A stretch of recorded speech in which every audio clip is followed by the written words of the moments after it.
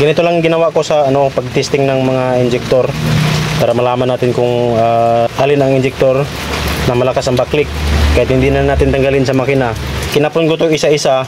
Yan, inuna ko dito sa number 1, number 2, number 3, number 4. Ngayon, yung chinik ko tong tatlo na to ay good po ito. Dito sa number 2 yung may sirang injector. Yan, tingnan natin kung magwa 1 click na siya. Ipakita ko sa inyo, magwa 1 click na to at wala na rin ditong pressure. I-start ko. 1 click na po ito. Tingnan nyo.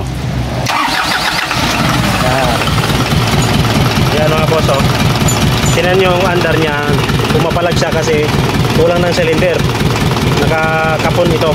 At dito, tingnan nyo yung pressure dito,